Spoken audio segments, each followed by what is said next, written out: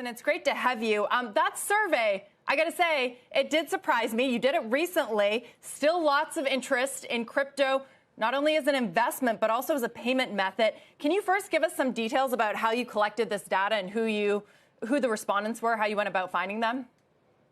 Sure, and thank you for having me. So this was a survey of just over 1,000 U.S. adults, and it was conducted at the beginning of this month on June 1st. This was obviously after the collapse of Luna. It was obviously before today's headlines, but that was the sample size, so it was pretty significant. And it was interesting to see that 90% of respondents said that they do plan to buy some amount of crypto in the next 6 months, and that was actually the same percentage who reported having actually bought some crypto over the prior 6 months, for example. Why do they want to buy it? As a store of value? I also saw in the survey that a lot of folks expect to use it as a payment method, even though we really haven't seen that take off in a major way.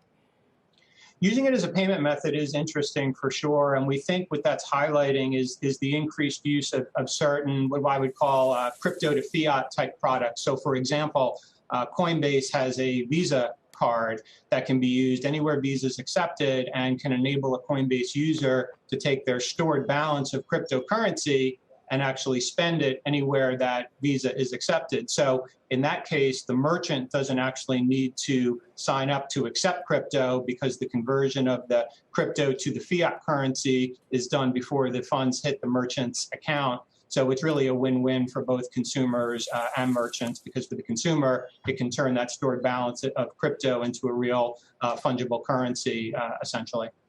Jason, let's go back to the narrative around crypto and Bitcoin specifically. We could certainly argue, based on what we've seen this year, it's not a store of value, it's not an inflation hedge, and I wonder, practically speaking, is it even decentralized? Because there are all these systemic risks within the crypto ecosystem that seem to be moving the price more than anything else that was supposed to be, in a positive way, moving the price. So, I mean, is this like hyper centralized around every weakness in the crypto ecosystem? I mean, I think we can debate sort of which adjectives to use, but the reality is our view has been that there are too many crypto exchanges, there are too many cryptocurrencies and tokens. There's going to need to be some amount of consolidation. I mean, perhaps it's a little bit analogous to back in the dot-com era, right? There were too many dot-com stocks, and then there was a big shakeout, and then there were clearly some really significant dot-com companies that became extremely successful. So, you know, we think there's some elements of that in what we're seeing here. We do think that a company like Coinbase, you know, stands out as being, you know, a lot larger, a lot more stable. Hey, Jason, you know, we've seen a lot of different charts trying to find correlations between Bitcoin specifically, but crypto at large. Some say it's correlated to stocks. Some say it's correlated to, say, M2 money growth. And if it's the latter, then we potentially have a long way to getting back to an upward trajectory. What do you make of some of those comparisons?